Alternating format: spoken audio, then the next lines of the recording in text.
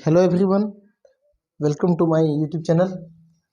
तो आज हम जो टॉपिक लेके आए हैं वो है टाइप्स ऑफ मेटल क्लस्टर और मल्टीप्लिसिटी। ठीक है, multiplicity of metal metal bond. तो ये हम सीखेंगे कैसे निकालते हैं इसको। ठीक है, तो सबसे पहले देख लेते हैं फटाफट मेटल क्लस्टर। तो ये क्या होता है, 2 या 3 मेटल के बीच में क्या होता है, बॉन्ड होता है। ठीक है, तो इस तरह के कंपाउंड को हम मेटल क्लस्टर कहते हैं। क्योंकि अब मेटल के साथ में क्या होता है, लिगेंड भी जुड़े होते हैं, है ना। कई बार ब्रिजिंग लिगेंड जुड़े होते हैं, तो ये क्या बनाते हैं, कॉम्प्लेक्स स्ट्रक्चर बनाते हैं, जिसको हम क्या कहते हैं, मेटल क्लस्टर कहते हैं। ठीक है, अब इसके कितने कितने टाइप होंगे इसके बारे में पहले भी हमने डिस्कस किया हुआ है, तो पिछले वीडियो में आप देखोगे। ठीक है, टाइप्स क्या होंगे, according to its metal and ligand nature. Ligand nature और मेटल के नेचर के अनुसार हम क्या इसको 5-6 भागों में बांट सकते हैं। ठीक है, जो कि स्टैंडर्ड माना जाता है। तो वीडियो को पूरा देखिएगा, आधा देख के स्किप मत कर दीजिएगा। ठीक है, पूरा देखेंगे तभी समझ में आएगा। और चैनल में नए हैं तो सब्सक्राइब कीजिए, और वीडियो अगर अच्छा लगता है तो लाइक भी कीजिए। ठीक है, transition metal carbonyl cluster. First क्या है, ट्रांजिशन मेटल कार्बोनिल क्लस्टर। मतलब यहाँ पे क्या होंगे, ट्रांजिशन मेटल होंगे और इनके साथ क्या होगा, कार्बोनिल लिगेंड होगा। ये जो है एग्जांपल है iron Fe CO9 Fe3 CO12 Mn2 CO10, है ना। तो इस तरह से एग्जांपल यहाँ पे दिया हुआ है। ट्रांजिशन मेटल का हैलाइड क्लस्टर, मतलब हैलोजन जब होता है, जब हैलोजन की बात करें तो हैलोजन भी क्या होता है, इसके पास भी लोन पेयर इलेक्ट्रॉन होता है। एज ए लिगेंड ये भी क्या कर सकता है, वर्क कर सकता है।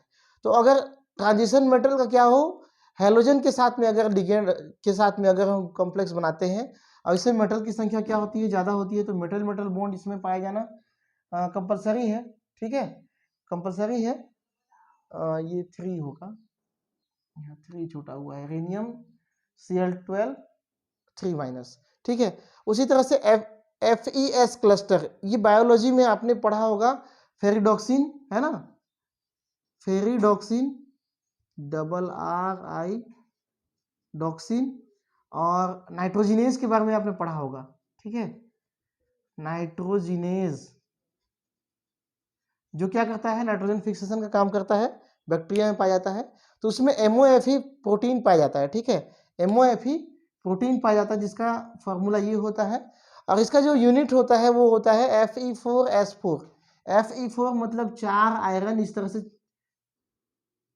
अल्टरनेट एक बॉक्स के चारों कोनों में एक एक कोने को छोड़ते हुए आयरन जो है जुड़ा रहता है, उसके साथ में सल्फर जुड़ा रहता है। ठीक है, इस तरह से ये ऊपर का कवर हो गया और ये नीचे का कवर हो गया।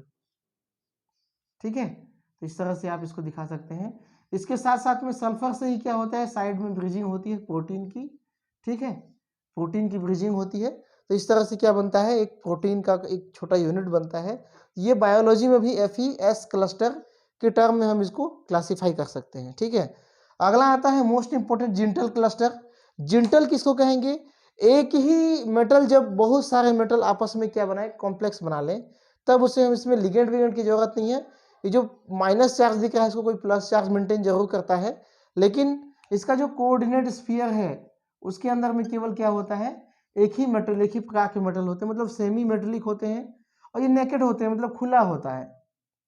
ठीक है, इसको ब्रैकेट में दिखाना भी सही नहीं है, हम इसको बिना ब्रैकेट के 4- दिखा सकते हैं, क्योंकि SN में ही 4- है। ठीक है, तो SN9 4- Pb9 4-, तो इस तरह के कॉम्प्लेक्स को हम क्या कहेंगे, जिंटल क्लस्टर कहेंगे। ठीक है, उसी तरह से आते हैं मेटलॉइड्स। मेटलॉइड्स किसको कहते हैं, जो मेटल और नॉन मेटल के बीच में आते हैं। नॉन मेटल क्या हो गए, गैस हो गए। ठीक है, अब मेटल क्या हो गए, मेटल जिसमें साइनिंग प्रॉपर्टी होती है। और नॉन मेटल अधातु कह सकते हो या उपधातु कह सकते हो, उसको क्या कह सकते हो, उपधातु, सब मेटल। सब मेटल, नॉन मेटल नहीं कहा जा सकता, इसको क्या कहा जा सकता है, सब मेटल। ठीक है, एल्यूमिनियम, गैलियम, लेड इत्यादि क्या होते हैं, सब मेटल। और ये काफी ह्यूज अमाउंट में 77, 84, 145 इतनी की संख्या में क्या बनाते हैं, कॉम्प्लेक्स बना के रहते हैं।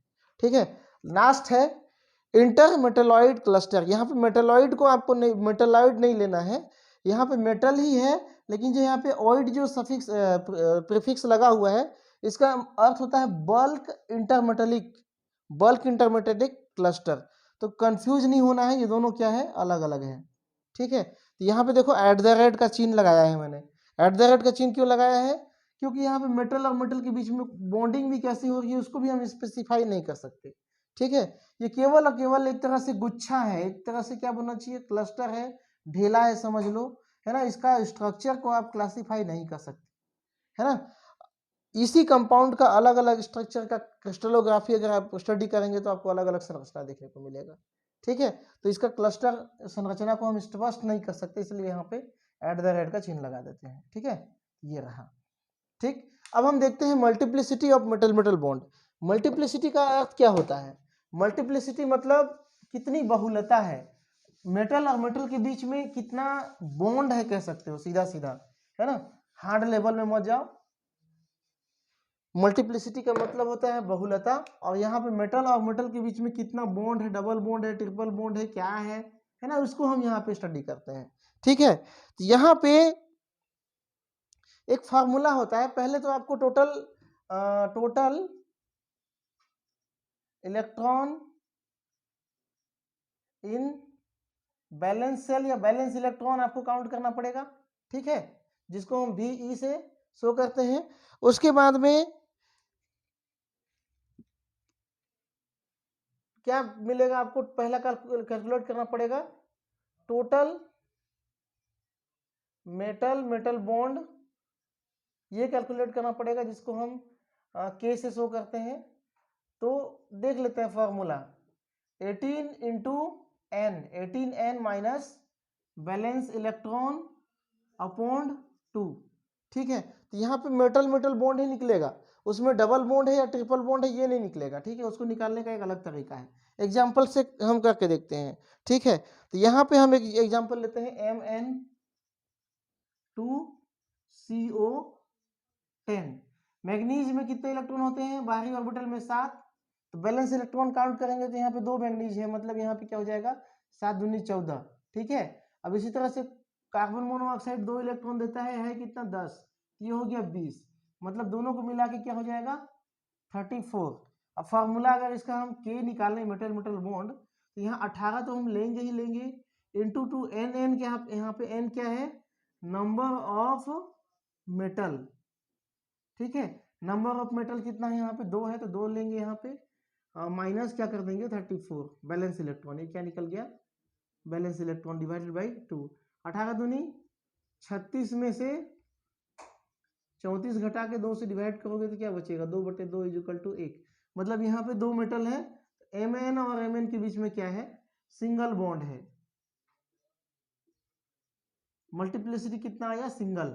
ठीक है, एक आध बड़ा एग्जांपल ले लेते हैं, Cr2,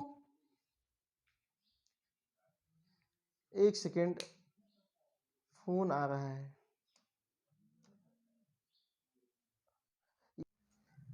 ओके फ्रेंड्स, तो कॉल आ गया था।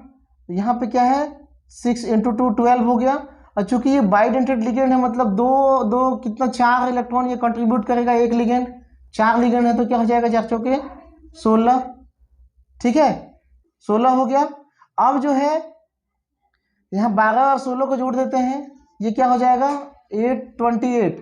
इस फार्मूला में रखते हैं, यहाँ भी 2 मेटल है, मतलब यहाँ पे क्या हो जाएगा, 18 × 2, 18 × 2 माइनस 28 बराबर कितना हो जाएगा, 36 में 28 आप क्या कर दो, माइनस कर दो, है ना। ये हो जाएगा आपका 8, और यहाँ पे कुछ नहीं बचेगा। ठीक है, मतलब यहाँ पे क्या आ रहा है, 8 आंसर आ रहा है, 2 से डिवाइड करोगे तो यहाँ पे क्या आ जाएगा, 4। मतलब यहाँ मेटल और मेटल के बीच में बॉन्ड कितना आ रहा है, चूंकि 2 ही मेटल है तो फिर इसको और आगे निकालने की जरूरत ही नहीं है, तो यहाँ पे क्या आएगा, 4। मतलब क्रोमियम और क्रोमियम के बीच में क्या होगा, क्वाड्रुपल बॉन्ड होगा, क्वाड्रुपल बॉन्ड। ठीक है, क्वाड्रुपल बॉन्ड होगा। ठीक है, अब ये तो हो गया। चलिए, वीडियो चूंकि लंबा हो रहा है, बस इतना ही मैं इसमें बताता हूँ, और भी कुछ एग्जांपल आप करके देखना और मल्टीप्लिसिटी निकाल के देखना, है ना। तो चैनल में बने रहने के लिए बहुत बहुत धन्यवाद। आप सभी का दिन जो है शुभ हो।